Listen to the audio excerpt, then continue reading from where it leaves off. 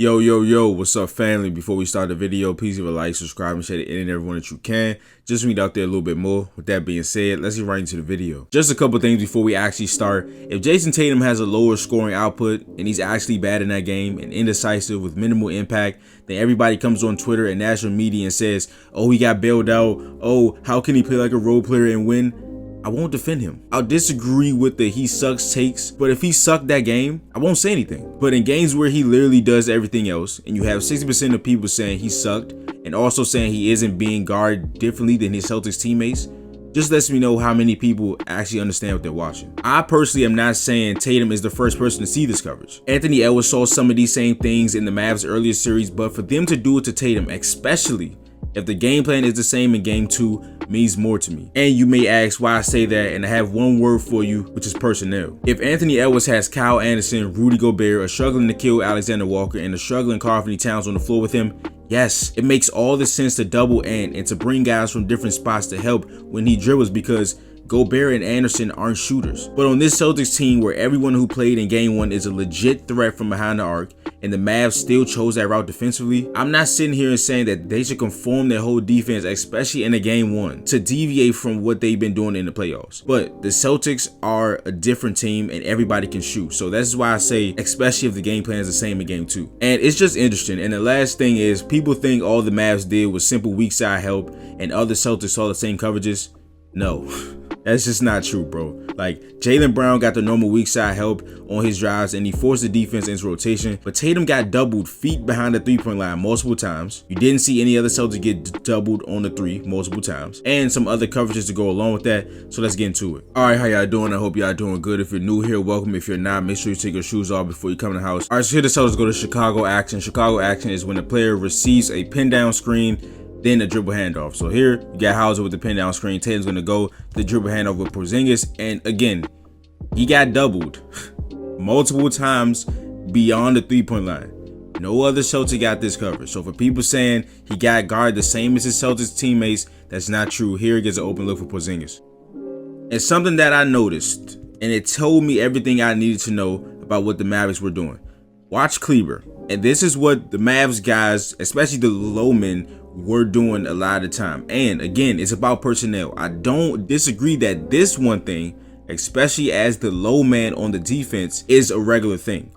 It's Kleber tiptoeing into the paint and out of the paint. This is the 2.9 rule.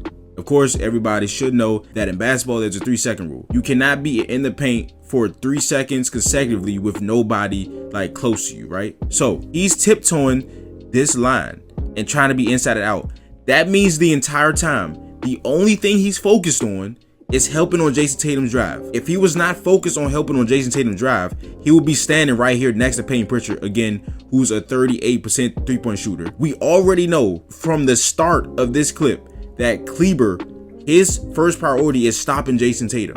He's not worried about the corner right here. Kristaps Porzingis has 11 points to this point, right? Watch Gafford. Does not care at all. Does not care. And yes, Tatum turned it over. I'm not here to say he's perfect. I'm just showing you how he was guarded. I'm going to pause a lot of these clips and ask y'all a question. Would you rather Tatum shoot this ball or pass it out? You got Pritchard open in the corner. Nobody's on him. Again, Kleber's helping. Kristaps is open. Would you rather Tatum shoot this or would you rather him pass it? Now, two things can be true at the same time, right? If Tatum gets a switch on Luka, he cannot take this long to get by him. This cannot take this long. Good job by Luka Doncic. He got attacked all night. As the game went on, he got worse defensively. But he is a strong guy. So if you are going east and west and you're doing all this, the Mavericks aren't going to help. They only helped on Tatum when he drove to the paint. So him driving was just so important in this game, even if he wasn't the one that's scoring. So here, again, you got the switch on Luka Doncic, who was guarding Alva for a lot of this game. Tatum eventually gets by Luka, but the thing is, from the start of this play, we got Kristaps in the corner here. He has been dominating this game at this point. It's the second quarter. He's been dominating this game. They don't care. They do not. This is not Rudy Gobert. It makes sense if this is Kyle Anderson. It makes sense if this is Rudy Gobert. It's Porzingis, who already has about 15 points, bro. They don't care. They didn't care in game 1. So he gets past him. Lively being in the paint and focus on Jayson Tatum allows Kristaps to cut behind Lively. Again, I'm gonna pause this. Should he have shot this shot over Lively with Luka right beside him, or should he have passed it to Kristaps? I'll let y'all be the judge of that. All right, so here we are in transition. Celtics are running and stop. Okay. This is another double team beyond the 3-point line. No other Celtic got double teamed multiple times beyond the 3-point line. Please stop saying they regard the same. Oh, sorry, I forgot to pause it and ask a question. Should Tatum have shot this, or should he pass the ball? Okay, the Mavericks were completely okay with being outnumbered on the perimeter, sending help and other coverages to Jayson Tatum. 3-on-2 right here because there's 2 on Tatum. He makes the easy pass, Celtics get a corner 3 off the rotation. And this is what happens when Tatum is decisive. There was an earlier clip where Luka Doncic got switched on to him, and I said, this can't take this long. In theory, the possession still worked because he got by him, but this is what happens when Tatum is decisive. So here the Celtics go to ram action. Ram action is when an off-ball screen is set for somebody to go set a ball screen. So here, you got Kristaps setting the off-ball screen with Jayson Tatum. He's going to come set the ball screen with Derek White, and this is to get a switch. And here, he gets to the free throw line. He's not at the 3.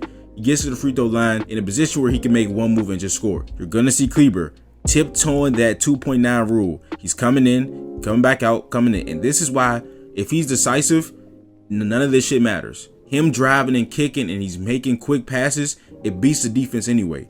And you see how he does a quick move on Kyrie Irving and PJ Washington, who also comes to help. But him and Kleber are too late because he made a quick move and he dunks on Maxey. This video is brought to you by PrizePicks. PrizePicks is America's #1 fantasy sports app with more than 5 million members. It is the most fun and exciting way to get in on the action while you watch your favorite sports and players. You just pick more or less on 2 or more player stats for a shot to win up to 100 times your cash. Download the app today and use code CLNS for a first deposit match up to $100. With PrizePicks, you could turn $10 into $1,000 in a single game watching your favorite sports this summer. You can make a PrizePicks lineup in as little as 60 seconds. You just need to pick more or less on 2 to 6 player stats projections and you're locked in. When the finals are over, the hoops action doesn't stop on PrizePicks. Women's basketball is just getting started with young stars like Caitlin Clark and Angel Reese looking to make names for themselves alongside greats like Breonna Stewart and Aja Wilson. You could win up to 100 times your cash watching them ball out. I've been using PrizePicks for about 2 years and have won a pretty penny in that span, mostly doing basketball and football. Once again,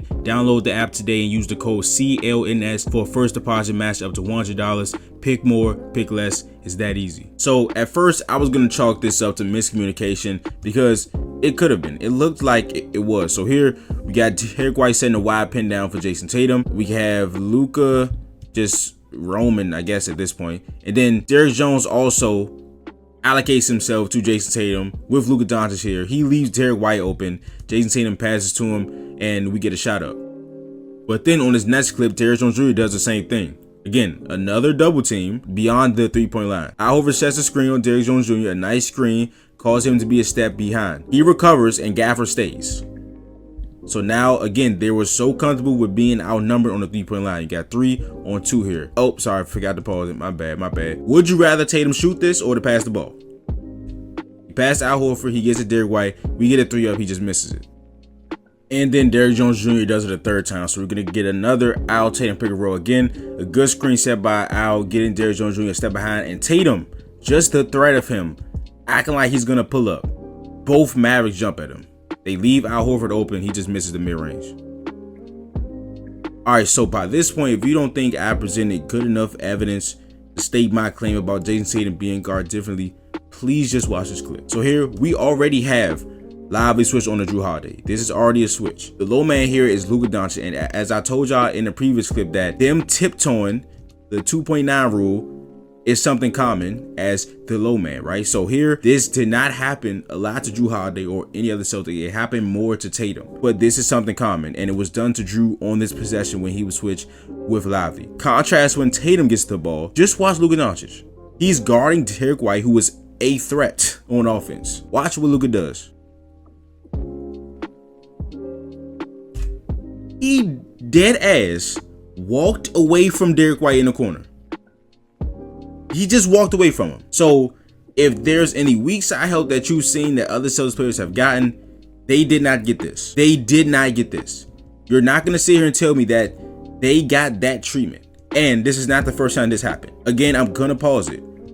Should Tatum have shot this shot with a triangle of defenders around him, or should he have passed it out to Jaylen Brown? Jaylen Brown just didn't hit this shot.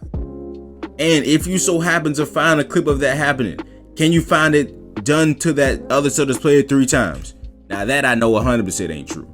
So here we got a pick and roll with Tatum and Porzingis. Again, we got to switch on to Lively. Luka Doncic is guarding the best. Jrue Holiday just had the best corner shooting performance in NBA history for the regular season. He shot 65% or like up of 60% in the corner from 3 this season. They don't care. As Tatum drives, Luka steps away from him, and again, they were so comfortable with being outnumbered on the perimeter. And not just Luka. Watch PJ. Again, Kristaps has been killing them all game. Hitting deep 27-foot threes, killing them on mismatches. He'll get his video next. But watch PJ. He just drifts into no man's land just because he wants to help on the Tatum drive. A dig by Kleber. You got Lively chasing him. You got Luka coming off of Jrue. And again, I'm going to pause it. There is literally a square of defenders on Jayson Tatum. Should he have shot this ball, or should he have passed Kristaps Porzingis? He passed it. Again, Kristaps just misses. And once again, for the people still saying it was just weak side help, right? You see Kleber, that's weak side, right? So Kleber is going to come off of Jaylen Brown, which still is not smart. He didn't stunt to Jayson Tatum. He is not going to Tatum and going back to Brown to force the pass. So if he would have just stunted at Tatum then got back, that's something different, bro. He stood it like he's there. And then this is what I'm talking about, right?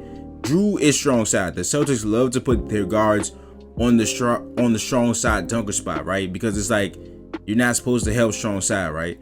Kyrie doesn't care about that. Kyrie steps up off of Jrue, and this is an easy pass.